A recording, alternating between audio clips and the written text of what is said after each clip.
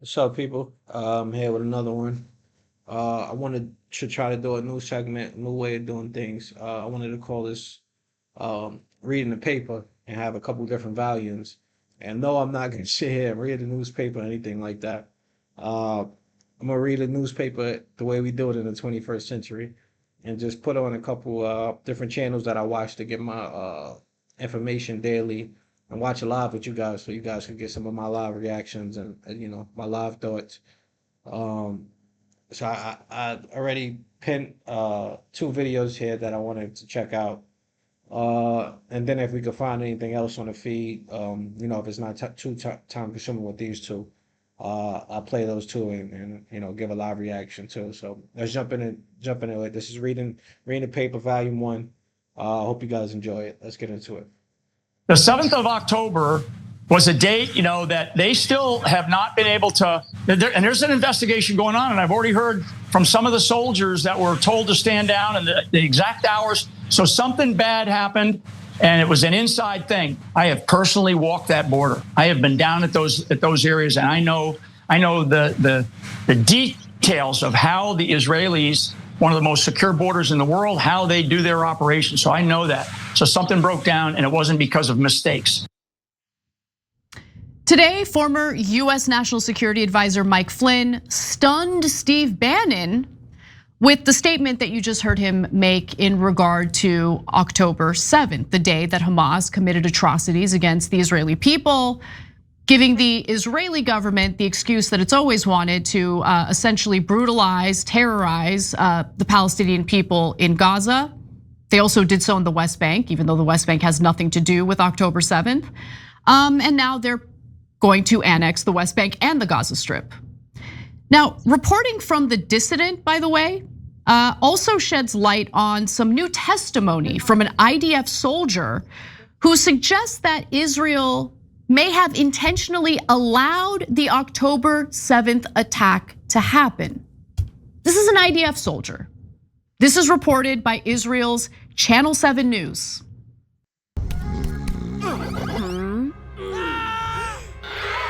Sorry for the ad, sorry for that. And The Dissident.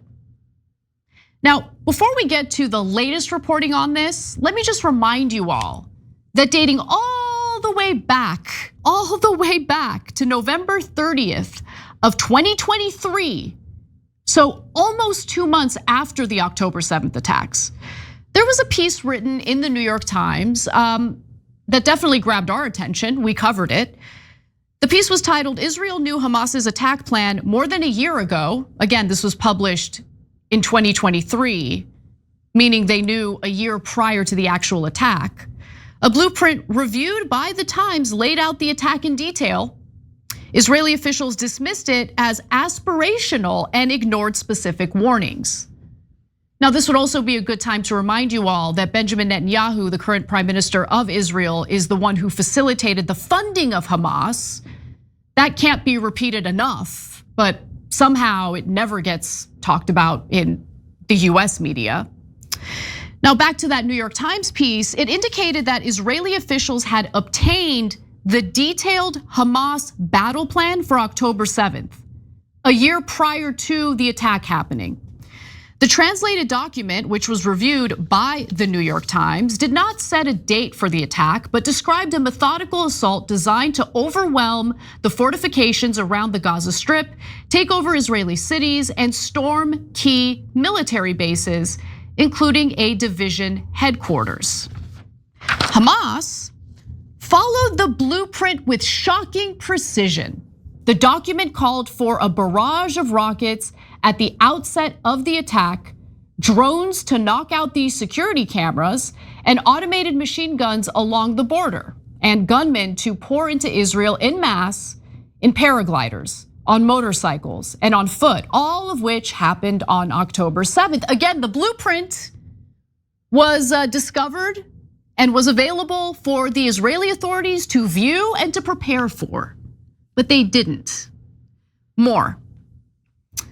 The document circulated widely among Israeli military and intelligence leaders, but experts determined that an attack on that scale and ambition was beyond Hamas's capabilities, according to documents and officials. Now, at the time that we covered this reporting from the Times and this huge bombshell report, really, it hadn't occurred to me at that moment that we're talking about Israel here.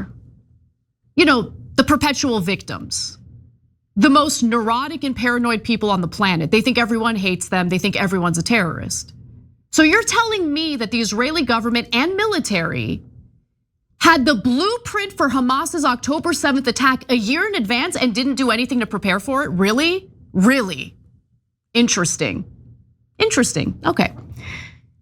And then in a story that was reported by Israeli paper Haaretz in June of 2024, meaning last year, there was another piece of evidence that Israel knew about the attack before it happened. Report, new evidence reveals IDF had detailed prior knowledge of Hamas plan to raid Israel. A never before seen IDF document surfaces startling new details of Hamas's operational plans to invade Israel.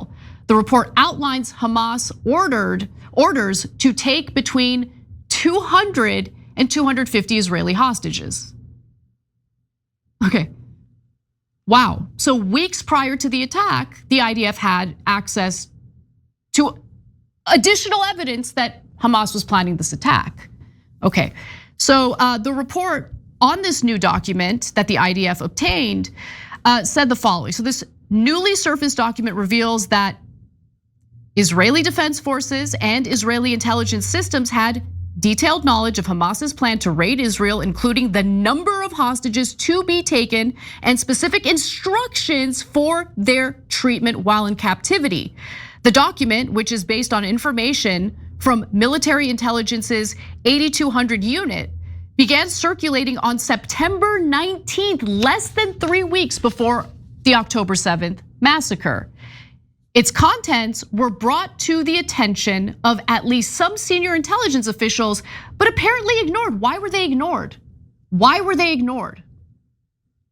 Is anyone asking these questions? Seriously, I'm curious why all of these powerful people in the Israeli military and the Israeli government had all these warnings, had the battle plan a year in advance, had another document detailing what was gonna happen weeks in advance, and they didn't prepare for it? That's strange, isn't it? Okay, well, there's more, all right? อยากมีโอป้าทำอาหารดีๆให้กินบ้างอ่ะ พี่ก็ทำได้ไม่ธรรมดาด้วย So the raid targets described in the document, which include IDF command and control headquarters, base synagogues, squadron headquarters, communications headquarters, and soldiers' quarters, closely mirrored the locations hit by Hamas forces during the early morning hours of October 7th. And again, that document detailed how many hostages Hamas was planning to take, to kidnap, to hold in captivity in the Gaza Strip, between 200 to 250 hostages, and that was the number that they eventually kidnapped. So now we have this damning testimony from an IDF soldier who was on duty on October 7th. And this testimony is reported on in Channel 7 in Israel. So Israeli media to some extent is covering this. No one in the US seems to have any interest in covering it. The Dissident has reported on it, but that hasn't gotten much attention. This was reported days ago. Luckily, I found this report and felt that it was important to share with you all. So Shalom Shidrit, who is a Golani fighter who took part in the battles on October 7th, suggests that Israel intentionally allowed the attack to happen. Well, that's a big accusation. So the force at the Pega post where this IDF soldier was stationed was supposed to protect the kibbutz Be'eri, which was one of the targets of the Hamas terrorists who showed up and killed innocent people. Reporting on the testimony, Israel's Channel 7 reported that at 5:20 a.m. on October 7th, this IDF soldier said, "We were playing on the phone and suddenly a strange message came up from my deputy commander." And what he says on the radio is something like this, quote, "I don't know why, but an order was given that there would be no patrols in the Gaza fence until 9 a.m. Okay, it gets even stranger. He says, and sure enough, this is a direct quote from the IDF soldier, and he's sharing his identity. There's his name right there. And sure enough, an hour later at 6:30, suddenly sirens. Israel's Channel 7 also reported that every morning the platoon raises alert. And in his estimation, there are no mornings in which there are no patrols on the Gaza fence because you are in an operational battalion, and that is part of the matter. So it was unusual to not have IDF soldiers guarding that area. Every day there are IDF soldiers guarding that area, but that morning they were basically told, don't do that. They got that strange message. Why? And why is this being reported for the first time now? I mean, it's absurd. So Channel 7 asked this IDF soldier why so many IDF officials at posts near the Gaza border were sleeping when October 7th happened, to which the IDF soldier responds, I don't know how to answer it that way. In our mortar platoon, we were on alert at dawn and we woke up. It is possible that the patrol wards told them not to get up or wake up. I don't know what to say.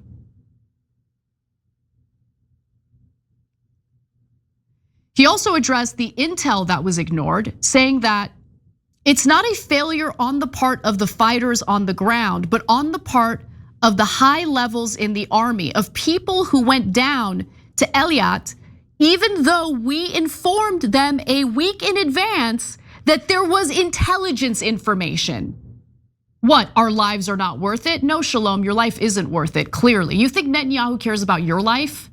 You think Netanyahu and this Israeli government cares about the hostages right now? You think the aerial bombardments, the 3-month blockade on humanitarian aid wasn't going to impact the hostages that the Israeli government is pretending to care about? They knew, they don't care. How many of those hostages were actually killed by Israel's military activity? We know at least 3 of them were shot to death by IDF soldiers. You think your government cares about you? How many IDF soldiers have died in this genocide that they're carrying out? Based on an attack that happened that could have been prevented, but for some reason, it seems like the Israeli government didn't want to prevent those atrocities from being committed in Israel.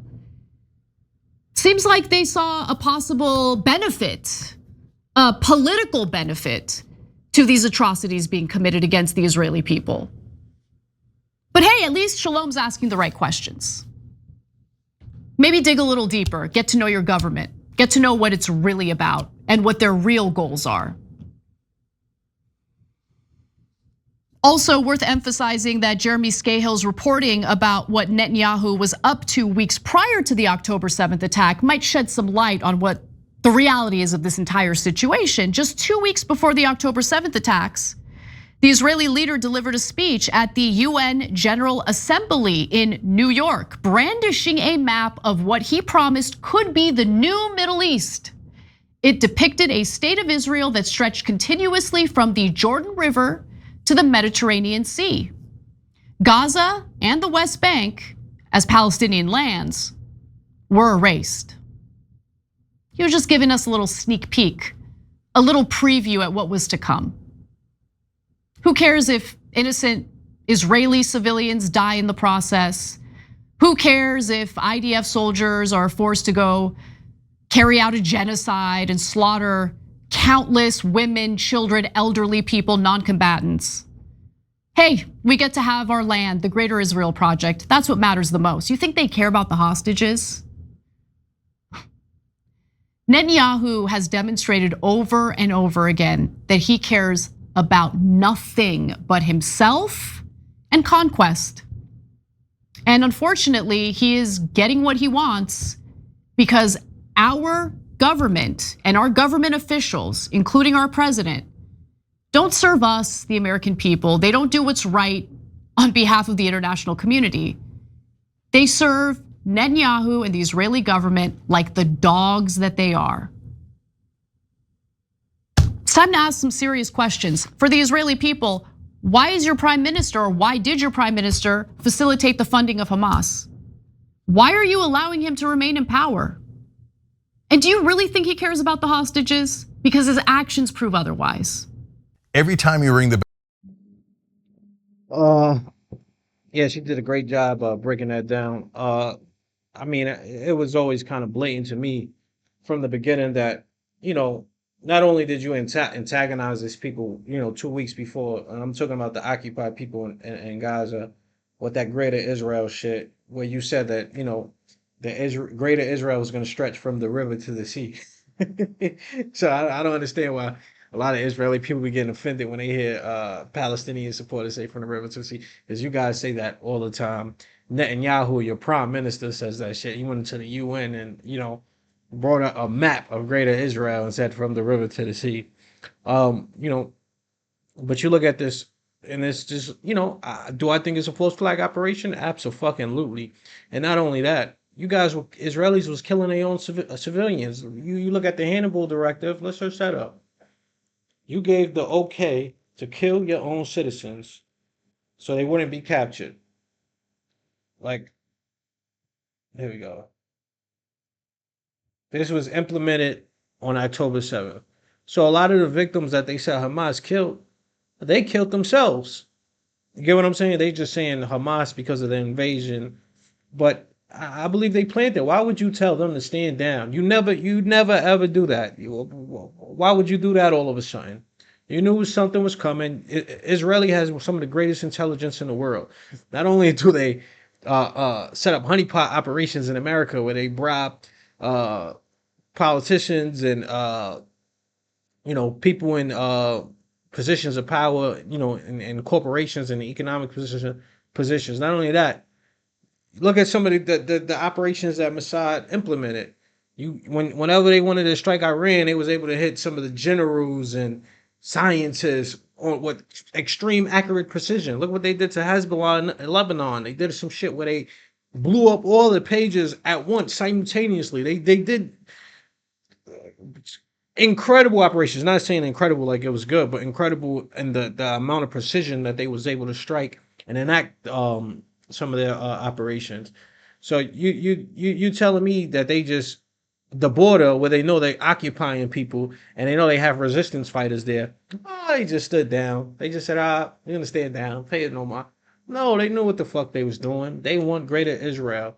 And Netanyahu wants greater Israel. Netanyahu is one of the most evil motherfuckers in this century. He is beyond evil. Like, and then it's like he's opening up front with his evilness. He's been saying Iran been trying to make weapons of mass destruction literally for like 20 something years. He's always saying they 2 weeks out, 2 weeks out, 2 weeks out.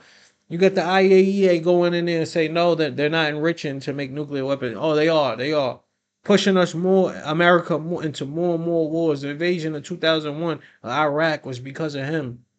Was largely in part of him. Iraq had nothing to do with 9/11. 15 of the 19 hijackers was from Saudi Arabia. Right? Let's be honest. They were Wahhabi Sunni fundamentalists, and one of them worked in the Saudi government, I think. And the Israelis knew about the operation that was going to happen on 9/11 before. That's why you had the thing with the dancing Israelis. This is real shit. You could look up and see for yourself. You know what I'm saying? So you got the Hannibal Directive where they killed some of their own citizens, but they pin it and frame it. You notice when the media, understand the media in America, CNN, Fox News, those are all private corporations. They are all. So you ever wonder why sometimes you watching CNN and you see a fucking commercial for Lockheed Martin? Who the fuck? What private citizen is going to buy a fucking fighter jet from Lockheed Martin? What that is doing is all that is manufacturing consent. They're setting the Overton window what they think is normal and what they're allowing, right? We got to understand that this shit is all connected. Corporations in America, media in America, politicians in America. Look at Alyssa Slacken, a Democratic Congresswoman, and Cory Booker. I'm gonna play a video about that, a separate video about corruption in America soon. But you got them open and honest saying, we all know that Israel's doing the genocide. Alyssa Slack can say, yeah, they doing ethnic cleansing and they starving. But yeah, I'm still going to support Israel and keep funding them and sending them arms. Why? Because it's all about the Benjamins, baby. Our politicians, you know what? You know what I say? I say our business people in America, you should expect them to act the way they act. Of course, they're going to try to buy politicians because it's legal. Since Citizen United, bribery is open, up front, and legal. So of course they're going to try to do it. Of course they're going to try to avert their will amongst the people through politicians. Yeah, I understand why they would do it. Do I think it's okay? No, but I understand why they gotta do it. But our politicians are some of the most scummiest dirtbag people. Cory Booker is a scumbag, dirtbag motherfucker. Listen, Scott Slockin is a talking about I call balls and straight. Fuck out my face with that shit. Fuck out of my face with that shit. And she lucky when she spoke with Crystal and Saga and Jetty. They didn't tell her fuck out my face with that shit. They exposed her stupid ass. You know what I'm saying? Her open corruption and this shit is like this shit is comical. Those people are prostitutes. They're literally selling their fucking. Joe Biden said it before. Yeah, of course I will sell my soul and prostitute myself. He literally said this shit on the House floor in Congress. I will prostitute myself for Israel. These motherfuckers are heinous human beings, and we need to condemn them. And we need to get the money out the system, but we need to get those motherfuckers out of there. You get what I'm saying? Because things ain't gonna get no better if we don't. But yeah, back to the October 7th thing. You guys were killing the Israelis were killing their own citizens. Like I can't get past that. And you set this whole shit up, this false flag operation. You knew what was coming. And yet Mossad and your intelligence agencies knew that attack was coming imminently, and you waited for it. You telling me they didn't have no type of observation and see what was going on? Of course they did. They knew what was coming. And they was okay with it because they knew they could get greater Israel out of this. And look, Trump got the they're already fucking bribing Trump. You seen the former Russian prime minister, I forgot, Dmitry something, said the other day, yeah, is Mossad isn't the only one who got dirt on you, Trump. You know what I'm saying? Everybody knows that Mossad got fucking dirt on him. He's fucking with children, whatever the fuck he was doing, sick shit he was doing. All right? That's why he's greenlighting everything that fucking Israel does. He has nothing to say about it, right? The motherfucker's such a piece of shit. I was watching this shit with my son mother the other day. My son mother's Thai, right? We sitting there watching. He goes, "Yeah, I'm greenlight." He said, "Yeah, they starving the Palestinians, but we got to let them take the land. I'm okay with them occupying it because this has to stop. So you okay with them ethnically cleansing and stealing the land, right?" The motherfucker says, "Yeah, because what happened on October 7th, that's one of the worst things any president has seen." Oh yeah, I'm not trying to belittle, the death and the carnage of October 7th, but that's one of the worst things that a president has seen, really. And he knows that the Israelis set that shit up. He knows that. I don't think he's that bright, but I think it's obviously that he knows that because any motherfucker, I'm not the brightest motherfucker in the world, but any motherfucker with two eyes and pays attention to the information is obviously is blatant. He goes, yeah, Thailand and Cambodia, thousands of people died in the conflict on that border. I mean, I look at my baby mom, she look at me like, what the fuck is this dude talking? Thousands of people died. He's just making shit up. He's just making shit up to prove his point because facts and evidence doesn't matter to him. He said it the other day with the statistics for with the labor with the lost jobs and shit from the labor report. Oh, I don't know why anybody believed numbers. Facts and evidence doesn't matter. He's a fucking idiot. He's becoming an authoritarian, sadly. Shit, evidence doesn't matter. And it's a bit disheartening, It's disheartening that we see people that look like me in the Middle East getting oppressed by European settler colonials, a European settler colonial that came in as refugees, right? Came in as refugees and now is just open genocide. They have some shit I was watching on the BBC where they take pictures of the dystopian of Gaza in the background looking dystopian and like fucking Armageddon. They there taking family pictures, smiling. It's fucking disgusting. You look disgusting. That is disgusting. Like I don't know what else to say it. Like that is disgusting. You motherfuckers, where's your humanity?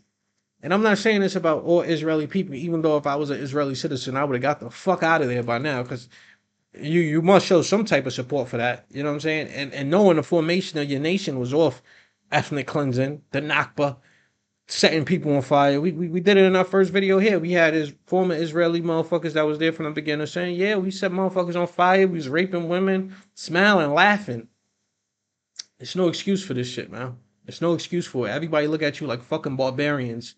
That is some barbarism at its fucking core. I don't know what else to say. I know I'm using a lot of explicits and profanity, but excuse the fuck out of me. I'm sorry. I don't know what else to say. This shit is just heinous, and I wish I could do something more, you know. This is how you radicalize people. Doing shit like this is how you radicalize people. You taking my money, thousands of dollars out of my check to go do this shit to people that look like me, right? Because you don't want the fucking PP tapes and the sex tapes or what the fuck you motherfuckers was doing. And then you set a dystopian future for us. Now you're about to start taking motherfuckers' jobs and having AI do it. It's like, I don't see no light on the other side of the tunnel. I don't see it. You know? So when the pitchforks start coming out, the guillotines start coming out, I don't want to hear no fucking whining, because this is what you setting up, brother. This is what you putting. This is what you guys are putting together. And I think some wealthy people can see the writing on the wall. You see Warren Buffett. People saying, yeah, we'll pay our taxes. We don't want nothing to do with what these motherfuckers got going on, because, you know, this is the wealthy. This is the elites. This is what they put forth. This is what they're setting up. This is what they're giving the okay. So if anybody has something to say about it, you get called the anti-Semite, and they try to make you lose your livelihood. People who was in universities about to graduate, they didn't get their diploma because they said something about anti-Israel. Or if you support BDS, boycott and devastation and sanctions of Israel, they take your whole livelihood. But when we did it with South Africa, when they was doing apartheid, I mean, it took them a while for the establishment to come to that point to realize, oh yeah, that's bad. You know, it seems like the establishment is never going to race out of the issue. Never. Let's go to the next video. Barak Ravid, reporter over at Axios, is essentially sharing that the Trump administration does not intend on interfering with Israel in any way, shape, or form as they engage in conquest and land theft in the Gaza Strip. Now, this is based on two administration officials who spoke to Barak Ravid at Axios, and they made it clear that this new operation to occupy additional areas of central Gaza, including Gaza City, is expected to take at least several months and involve displacing around 1 million Palestinian civilians. These two US officials tell Axios that Trump will not intervene in the Israeli decision-making around this new operation, as he calls it. Operation, of course, is a euphemism for the genocide, ethnic cleansing, and land theft that the Israeli government will be carrying out in the Gaza Strip. Now, Netanyahu and his aides claim that Hamas isn't interested in signing a comprehensive ceasefire and hostage deal on terms Israel can accept. Now, what terms does Israel want to accept? First off, through the ceasefire negotiations, as we've all known, as we've been following very closely, Israel will be confronted with the fact that Hamas agrees to their terms, and then they'll change the terms to something that seems unbelievable, unacceptable. So for instance, Hamas says, all right, we'll give up power in the Gaza Strip. We'll totally, stop any effort to govern or take charge or control of Gaza. Okay, you guys can decide what the governance of the Gaza Strip will look like, but we want a permanent ceasefire. We will return all the hostages, but we want a permanent ceasefire. Israel said no. The situation becomes more and more dire on the ground. Hamas says, okay, fine, temporary ceasefire, just let the humanitarian aid come in. No, we change our minds. Now we want you to fully disarm, fully demilitarize the Gaza Strip. Now you tell me, what does a demilitarized West Bank look like? The West Bank, which of course is a separate territory from the Gaza Strip. The West Bank, which was governed by the PLO, not by Hamas. The West Bank, which is now dealing with Israel raining terror on innocent Palestinians that had nothing to do with October 7th at all. But what we know, if you're smart enough to be paying attention and ignoring the ridiculous propaganda in American media, is that Israel just wants that land. At some point, if you're still, kind of wavering, you don't know what's going on, maybe Israel's telling the truth. They're not, they're lying to you. They're lying to all of us. They've been wanting that land. That's why the construction of illegal settlements had continued even under the Obama administration, even under the Biden administration, now under the Trump administration. 22 new illegal settlements in the West Bank, a separate territory from Gaza. But those Palestinian civilians don't matter. All those innocent people, all those children don't matter. They don't matter. They're not even providing an excuse for doing what they're doing in the West Bank. For me, what's currently transpiring in the West Bank is all the evidence you need for it to be abundantly clear that for Israel, this wasn't about Hamas, it wasn't about terrorists, it was about land theft and annexation for the Greater Israel Project, which I've talked about on this show before. That's what this is about. I just want to pause there. Anytime you give them any type of evidence, or they can never refute your calls, right? Oh, Hamas, fuck off with that shit. Like, you sound stupid, man. You just sound dumb. Shut the fuck up. And to know that the United States government not only supports this, not only aids and abets it, but pours our limited, finite resources into making it happen, brings me so much shame, is so embarrassing. Everything. That's the important thing to remember. They're doing this with our money. They take money. We bust our ass every day just to get fucking by in America, just to get by, because the standard of living has so deteriorated. I remember growing up, they said, "Oh, every generation lives better than their parents." That shit stopped fast on my generation, and it stopped on my mother's generation too. The standards of living have went down so much that like, I don't even know what words to use to explain this. Like, it's unstable. Like, and you take our money, we bust our asses just to get by. Rent be more than, it'd be 60% of our earnings. Then you got so much subscription shit, then insurance, health insurance. Then you get sick. They don't even want to cover the shit you pay for. You pay for the services, and they try to find a way not to pay for it. That's why Luigi and Mangione bust that motherfucker head. And that's why they acted out in such a way. The federal government went to try to crack down on him. It wasn't, just the state police. It was the federal government, because they wanted to use him as an example, because they don't want that type of vigilante action where motherfuckers is, you benefiting off the misery of others. Okay, we're gonna bust your motherfucking head. And you had some companies. They said it was a company that said, yeah, we're not giving no more anesthesia during certain surgical procedures. After Mangione did that shit, they said, yeah, we take that back. Actually, we gonna keep giving that anesthesia, because in reality, and it's the truth of the situation, and it's a sad truth, but people only respect violence. Motherfuckers only respect violence. We can sit out there, protest, and say, I condemn violence, I hate violence, and I hate the fact that the world is like that. But that seems to be the only thing motherfuckers respect, man.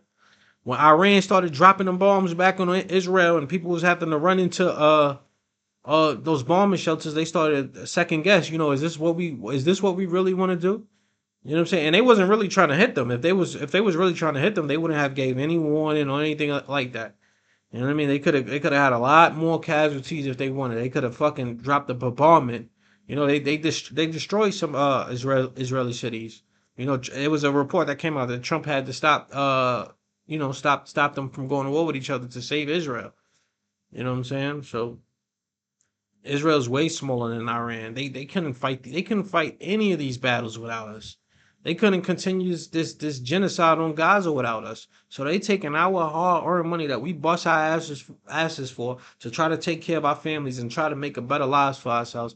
They take our money and go give it for a genocide, to starve people, to bomb them, to kick them out their own land. That's what we work for. That's what we bust our ass for. They take billions of our dollars to go do that. It's disheartening. When we can't, we don't have no, every industrialized nation in the world have a single payer healthcare system. We the only industrialized country that doesn't have it. We like number 38th in education in the world.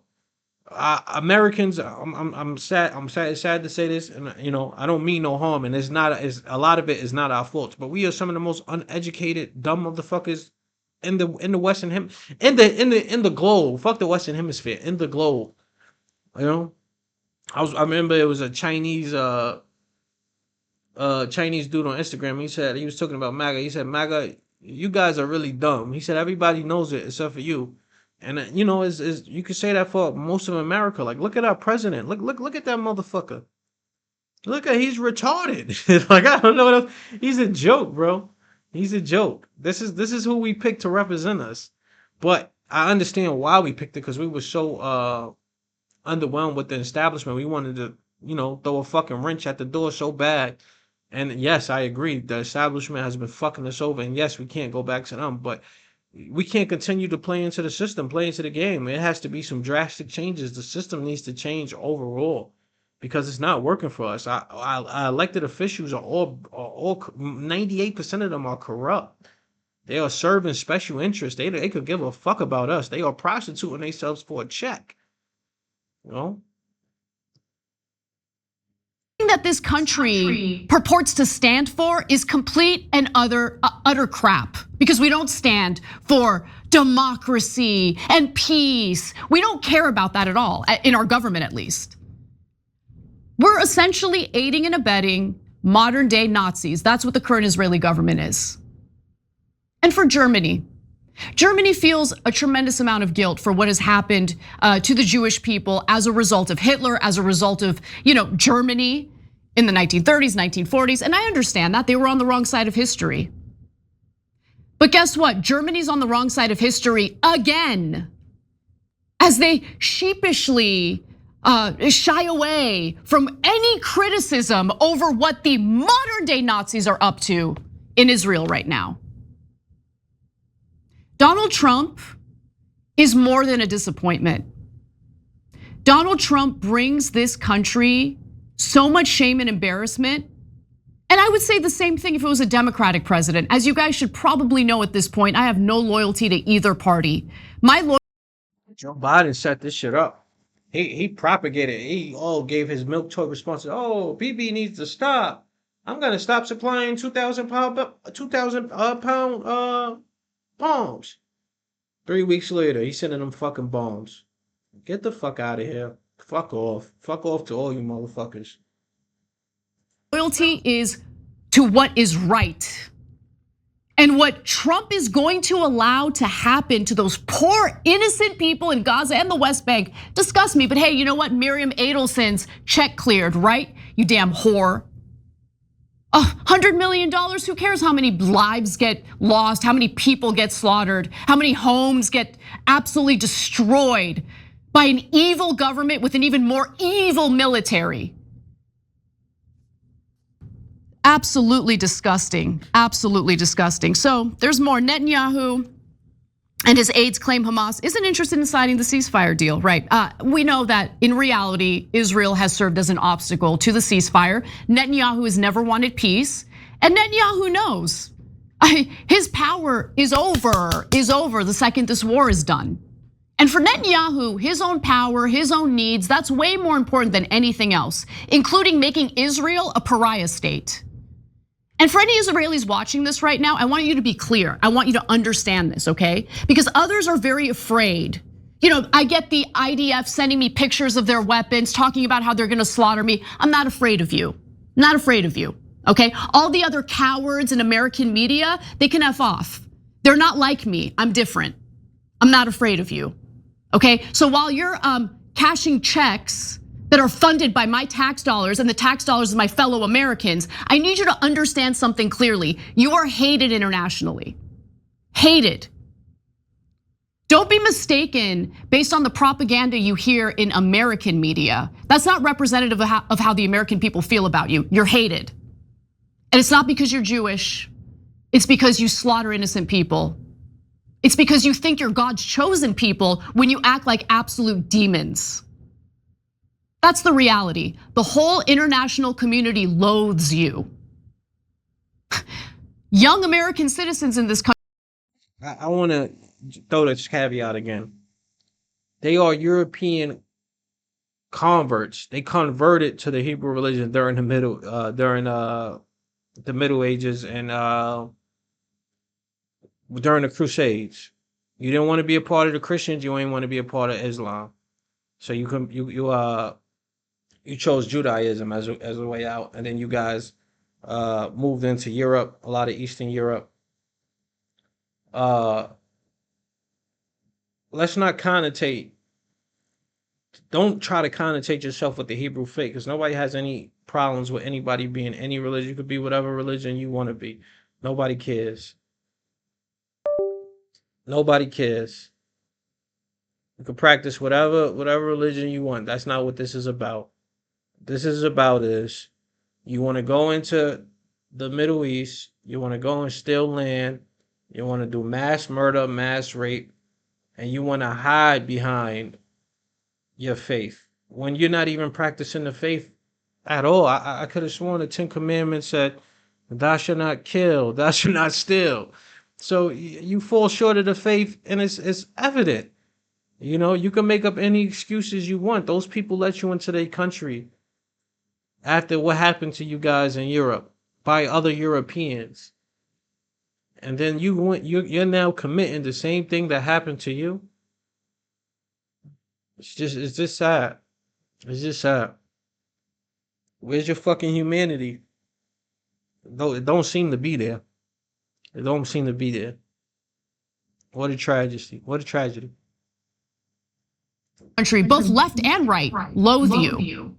And eventually, these are the people who are going to come into power.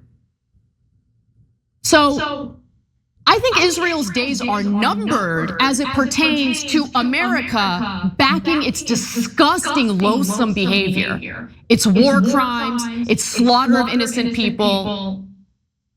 You know, coming into this, beginning on October 7th, I had absolutely no hatred toward Israel, none, not even a little bit. I mean, obviously, Israel has committed war crimes. They've committed all sorts of atrocities against the Palestinian people. But I was able to separate, the entirety of a country from the acts of a government. They've been doing it from decades. Like I said in one of my first videos here, you got a protective iron edge in 2014. You got operations in 2005, 2002, the 90s, the 80s. When their incursion into Lebanon, when they was chasing after the PLO, they slaughtered massive women and children in villages, and innocent men too. I hate that we always skip over and we just mention women and children. Yes, of course, is devastating. Any type of tragedy for women and children, but men too. Men that could have been somebody, that could have did something, that could have contributed to the world. We don't know. It was just slaughtered. Now I look at Israel and I don't want Israel to be a US ally. I think Israel drags us down, drags us into wars we shouldn't be fighting on its behalf, attracts animosity and hostility toward the United States and our military. Israel is a pariah state for a reason. And for any Israeli who's under this impression that they're special and they're loved internationally, you're not. And again, has nothing to do with the fact that you're Jewish. Lots of Jews all across the globe have been protesting Israel from the very beginning. It has everything to do with the fact that you guys like to slaughter people and steal land, and you think you're better than everyone else. You think that you're entitled to everything, including our tax dollars. It's disgusting. And all it takes is a bunch of prostitutes in the US government that can be easily bribed by the likes of a freaking weird-looking wealthy woman like Miriam Adelson to essentially stand by and allow a pariah state to kill innocent people with our money.